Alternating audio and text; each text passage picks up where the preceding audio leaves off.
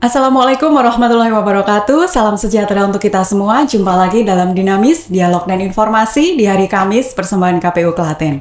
Nah, teman pemilih, sebentar lagi kita akan memperingati Hari Menanam Pohon Indonesia yang jatuh pada tanggal 28 November. Nah, menanam pohon ini adalah langkah kecil dengan dampak yang besar. Bukti kepedulian kita pada lingkungan dan juga ruang hidup bersama. Nah, saat warga dan pemerintah desa bergerak bersama, demokrasi hadir dalam bentuk yang paling dekat dengan kehidupan. Nah, teman pemilih, di episode kali ini kita akan belajar dari satu inovasi kebijakan lokal yang luar biasa. Bersama kita hari ini telah hadir Bapak Eri Karyatno SE, Kepala Desa Demak Ijo. Selamat datang Pak Eri. Selamat datang. Terima kasih terima kasih sudah hadir di podcast Dinamis kali ini ya. Pak, boleh disapa dulu teman pemilih Pak mungkin? Ya, Assalamualaikum warahmatullahi wabarakatuh. Saya, perkenalkan saya Eri Karyatno, Kepala Desa Demak Ijo, Kecamatan Karangnongko. Hari ini Alhamdulillah bisa hadir bergabung dengan KPU. KPU ini reuni nih ya. Dulu saya di sini tapi belum ada podcastnya. Alhamdulillah ini suatu terobosan yang baik untuk menyapa pemirsa, menyapa pemilih yang ada di Kabupaten Klaten. Pak, dulu berarti pernah jadi PPK, saya dengar-dengar ya Pak? Iya. PPK masih di sana kantor lama sini setahun, satu periode. Kantor lama itu bertahun-tahun mungkin saya lupa itu sama ternyata. Mbak Ida dulu ya Ibu Ida gitu. Dengan Pak Huda juga nggih? Baik Pak, tapi kali ini kita mau bicara tentang ini nih, Hari Menanam Pohon nih Pak. Di Desa Demak Ijo ya, Kecamatan Karangnongko. Setiap pasangan yang menikah wajib menanam pohon nih teman pemilihnya. Ini bukan sekedar tradisi tapi langkah visioner yang menghubungkan antara cinta, lingkungan dan juga partisipasi warga. Seperti itu nggih Pak nggih? Nah, apa sih inspirasi awal dibalik munculnya kebijakan wajib menanam pohon bagi pasangan yang menikah di Demak Ijo, Pak? Ya, jadi gini, ini bermula saya jadi kepala desa tahun 2019-2020 ya. Artinya kami membuat kebijakan ya. Artinya bagi pasangan yang menikah itu untuk menyumbangkan minimal 1 pohon dan ditanam. Yang nanam yang menikah, yang mau menikah. Karena menanam pohon ini kami dari desa itu kan pasti ke depannya. Ini investasi jangka panjang. Investasi jangka panjang, meninggali anak cucu nantinya. Dan saya yakin pasangan yang menikah ini nantinya akan teringat terus, ini yang nanam saya. Itu. Jadi kami punya lahan di pojok desa, perbatasan dengan Jagalan, itu di Cueran namanya. Itu kami pemerintah itu menyiapkan lahan untuk tempat menanam pohon bagi pasangan yang mau menikah. Gitu. Tapi gimana Pak ini nanti proses awalnya? Apakah ide awalnya Pak? Ide awalnya apa melalui mungkin musyawarah desa atau mungkin kajian lingkungan atau isu-isu lingkungan atau mungkin murni inisiatif pemerintah desa nih Pak awalnya? Satu, kami secara umum ya ini memang ada beberapa masukan. Ada beberapa masukan terkait dengan pasangan yang mau menikah ini. Yang pertama tentunya ini biar awet dalam berumah tangga. Harapannya kan semua seperti itu. Itu ada satu momen untuk menyatukan tersebut, salah satunya adalah dengan menanam pohon secara bersama-sama. Itu. Dan pohonnya kami tentukan karena itu pohonnya tidak yang macam-macam artinya pohonnya satu beringin gitu. Itu pohonnya beringin karena itu memang cekungan tempat untuk penampungan air dan sebagainya kan itu, karena itu cekungan sumber air kan itu. Itu sehingga beringin kan itu dengan filosofi beringin itu akarnya kuat, harapannya pernikahan menjadi langgeng dan sebagainya. Ada filosofinya juga Pak ya.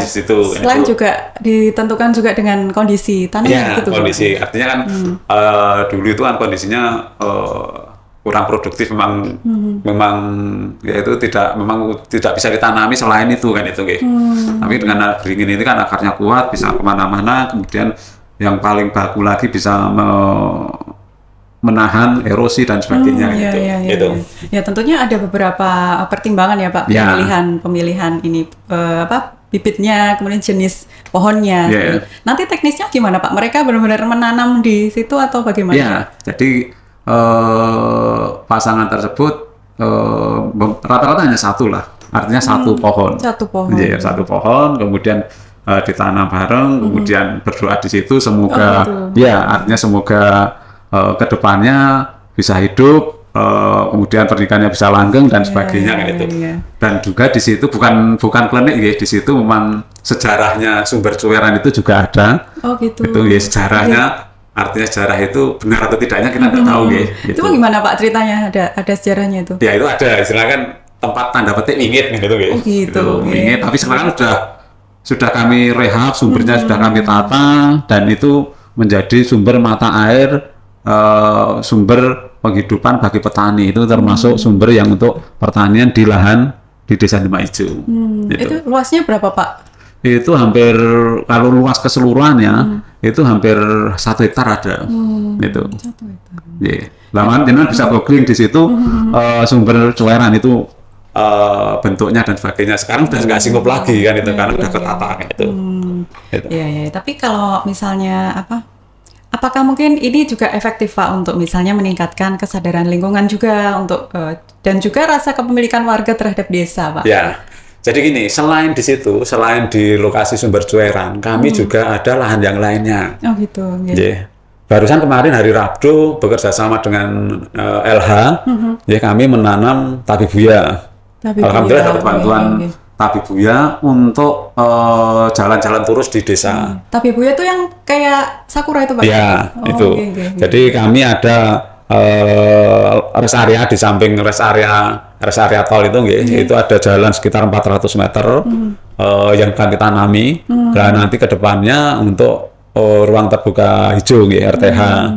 Di samping itu juga itu tadi kami pengen menciptakan timeline kami itu kan Demak Ijo Royo-Royo, artinya desa yang memang benar Ijo Royo-Royo kan itu, dalam artian sebisa mungkin kami dari pemerintahan desa membuat kebijakan ke kegiatan lingkungan. Satu itu. Kemudian juga ini yang penting juga dalam mendukung program pemerintah kaitannya dengan ketahanan pangan, kami pun juga menyiapkan lahan hampir 2 hektar dan alhamdulillah ini sudah ditanami buah-buahan, ada apokat, ada durian gitu. Ini memang investasi jangka panjang, bahwa kami yuk kita tanam bareng-bareng gitu. Jadi nggak cuma untuk tanaman yang dalam artian seperti pohon tadi ya Pak ya, tapi juga ada buah-buahan seperti itu. Jadi nanti ada investasi seperti pasti, itu. Makanya kan kami ada spot tadi yang untuk orang menikah di lokasi A cuweran tadi, kemudian kami ada spot untuk RTH ruang terbuka hijaunya ada sendiri, kemudian untuk kawasan pertanian yang khusus buah-buahan itu ada sendiri. Itu nanti yang berpartisipasi masing-masing itu apakah ada semacam apa ya Pak ya? Tim seperti itu untuk yang khusus untuk di buah-buahan atau yang khusus untuk di RTH-nya atau mungkin kerjasama dengan lembaga seperti itu. Yang bertanggung jawab untuk kegiatan ini yang di cuweran yang pernikahan tadi karena itu hanya momen itu memang nanam, kemudian nanti kan setiap tahun kami ada kegiatan di situ. Itu yang bertanggung jawab siapa itu pasti ada. Itu. Kalau yang di spot yang cuweran ini, yang bertanggung jawab adalah lingkungan di sekitar situ, yaitu di Dukuh Kauman. Itu. Masyarakat nggak Pak? Masyarakat. Itu. Kemudian yang kedua, yang di spot tanaman buah-buahan itu ada yang namanya Gapoktan, Gabungan Kelompok Tani. Itu yang bertanggung jawab. Itu merawat, menanam, sampai memelihara dan sebagainya. Termasuk yang RTH ini, ruang terbuka hijau ini. Jadi ada kelompok yang memang bertanggung jawab untuk kegiatan ini. Gitu. Tapi kalau untuk yang menanam pohon untuk calon pengantin nih Pak, udah berapa banyak Pak yang ditanam sampai sekarang? Nah, itu banyak Banyak yang menikah juga kan Pak? Karena minimal setahun itu ya 10 sampai 15 lah gitu. Dan masih maksudnya bisa hidup benar-benar itu lestari bisa gitu. Itu. Tapi kan sini kan karena semakin lama kan semakin penuh juga. Itu pun nanti kita akan mencari spot yang lainnya. Karena apapun bentuknya, kami menerapkan prinsip pemerintah desa memegang prinsip ayolah menanam kan itu. Apalagi posisi sekarang ini ya itulah artinya kondisi sekarang ini tanaman rata-rata kan banyak yang berkurang gitu dengan faktor yang lainnya kan itu lahan-lahan untuk lahan-lahan itu kan itu. Makanya dari situ kami pun di kegiatan di pemerintahan lahan-lahan itu tidak akan kami alih fungsikan. Itu dalam artian gini, saya punya lahan pertanian sebesar 76 hektar. Nah itu akan saya pertahankan menjadi lahan lestari, arti lahan hijau. Kami tidak memberikan izin alih fungsi untuk yang lainnya, bangunan apalagi kan itu. Sehingga 76 hektar ini kami pertahankan karena kami sudah berkurang hampir 8 hektar karena kena tol kan itu. Nah ini kan juga akan mempengaruhi kan itu. Sehingga dari pemerintahan desa itu mempertahankan lahan lestari atau lahan hijau ini di Demak Hijau. Ya mungkin kalau kemarin isu pembangunan tol ini kan salah satunya adalah resapan air yang semakin berkurang yang mengakibatkan mungkin genangan air ketika hujan deras seperti itu nggih Bang. Mungkin salah satu solusinya adalah dengan membangun RTH tadi nggih Bang. Nah, tapi kalau roadmap jangka panjang nih Pak, apakah mungkin nanti mau membangun desa ini seperti apa? Apakah mungkin dengan ekowisata atau apa gitu ada nggak Pak? Pasti perencanaan kami pemerintah desa itu macam-macam dan alhamdulillah kemarin tahun ini juga kami mencoba hal yang baru. Malahan mungkin pernah mendengar juga kegiatan petik buah sendiri. Kemarin bulan September Oktober Oktober itu kan kami melaksanakan kegiatan petik buah sendiri. Itu lahan kritis karena lahan sisa tol, itu kan lahannya jadi nggak fungsi. Kemudian sama petani dengan kelompoknya itu mengubah lahan tersebut untuk ditanami semangka waktu itu, semangka, dan kami mencoba untuk melaksanakan kedepannya, artinya waktu itu untuk memfungsikan lahan tersebut. Dan alhamdulillah setelah diolah dan sebagainya selama 3 bulan hasilnya lumayan dalam artian ternyata itu suatu potensi yang luar biasa dengan metik buah sendiri. Itu yang berpartisipasi apakah dari kalangan, saya maksud anak-anak muda ini loh Pak. Apa ada juga partisipasi dari anak-anak? Kemarin yang nangani memang kelompok tani milenial. Kelompok tani milenial, kemudian itu sistemnya saja yang berbeda. Karena agak di atas sistemnya itu kan sistem pengairannya tetes.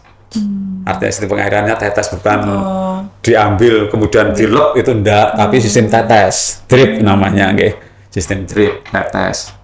Kemudian sistem penjualannya tadi adalah dengan petik sendiri tadi. Itu yang kemarin viral alhamdulillah dan itu keuntungannya luar biasa karena tidak ada grade A, grade B, grade C, semua grade A karena di situ antusias masyarakat luar biasa sehingga keuntungannya juga luar biasa. Itu salah satu kegiatan yang tadi saya sampaikan, gemar menanam tadi itu. Jadi ada nilai plusnya itu. Termasuk perencanaan ataupun saat ini yang kami lakukan, kenapa saya dengan Kak Poktan menanam durian dan apokat. Kedepannya pasti mempunyai harapan nanti menjadi kebun durian, kebun apokat yang nanti bisa secara ekonomi bisa meningkatkan ekonomi juga gitu. Berarti kan, tapi kalau misalnya kita menanam tanaman dengan berbagai macam jenis nggih Pak, itu tentunya kan ada tata cara tertentu supaya ibaratnya kan tidak semua orang tuh bisa nanam tumbuh gitu loh Pak. Mungkin apakah ada yang pasti sudah bisa hidup, bisa berbuah, itu buah apa Pak selama ini yang berhasil sampai dipanen gitu? Jadi gini, yang pastinya kami kerjasamanya karena sektor pertanian kami kerjasama dengan DKPP itu. Yang sekarang sudah bisa panen itu adalah buah pisang. Kami ada lahan sekitar 4.000 meter itu pisang semua itu.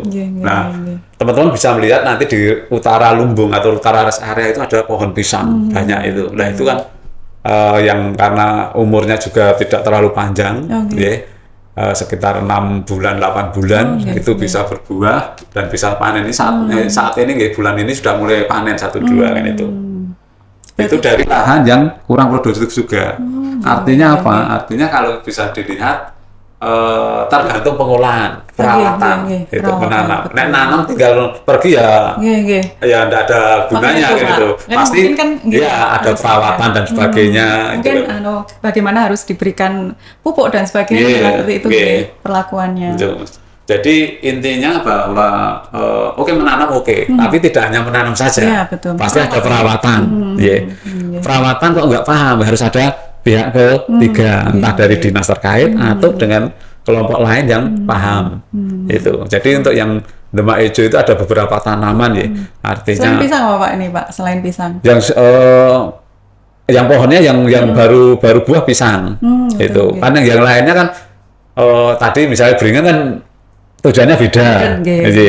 Kemudian tabi buya tujuannya juga beda. Itu kemudian kalau pisang ini sudah ada berbuah. Kemudian yang pendek, tanaman pendek yang seperti tadi saya sampaikan, ada semangka, ada melon, ada cabai dan sebagainya. Itu sudah berulang kali berbuah. Tapi kan yang terkait dengan kegiatan ini bukan buahnya kapan dan sebagainya, tapi memberi motivasi kepada masyarakat, ayo kita tanamlah. Karena Demak Ijo ini sudah dikaruniai, diberi sesuatu yang luar biasa oleh Tuhan, yaitu sumber mata air yang 1 tahun itu tidak berhenti, setiap tahun mengalir. Nah ini kan kita manfaatkan, makanya sumber-sumber mata air itu memang harus dipelihara supaya nanti bisa, karena itu sumber daya alam yang tidak tergantikan kan itu itu.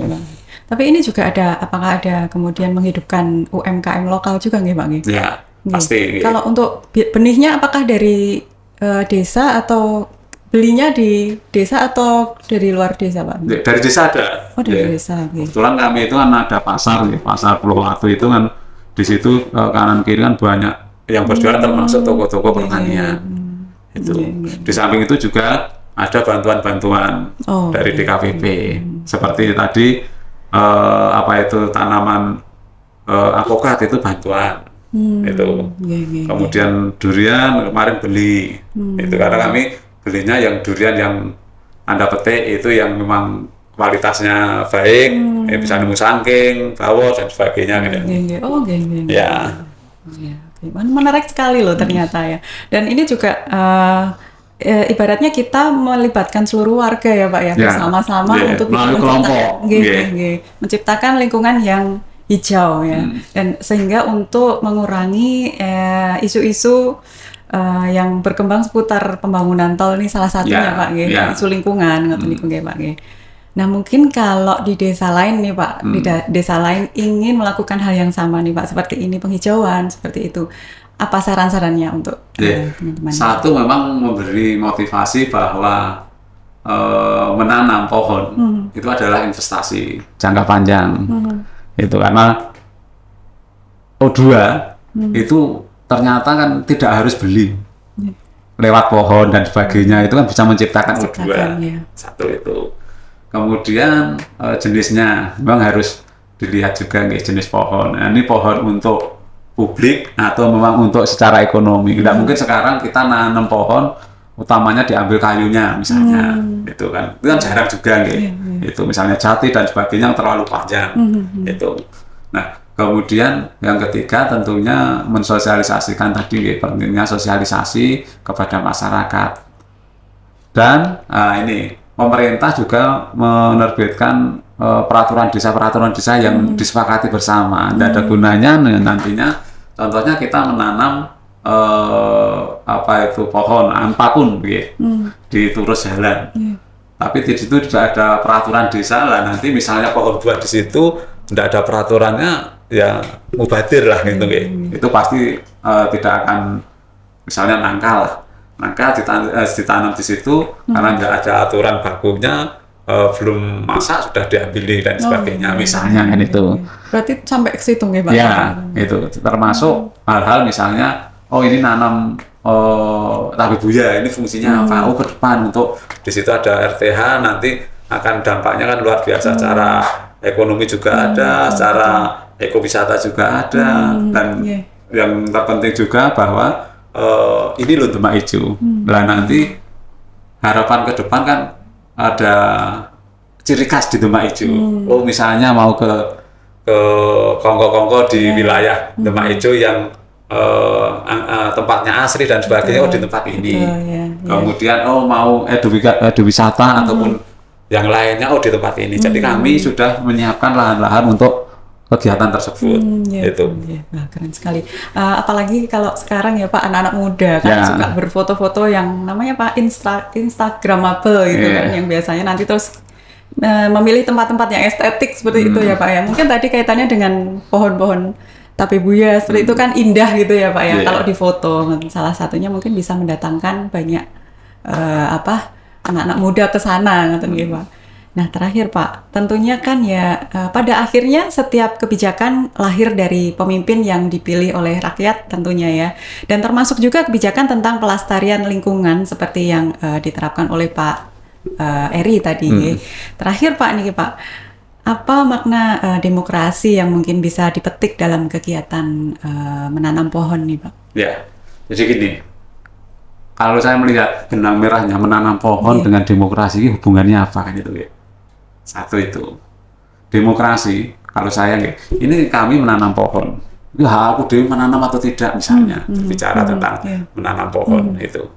Nah, dari pohon tersebut itu juga mempunyai hak untuk hidup dan sebagainya.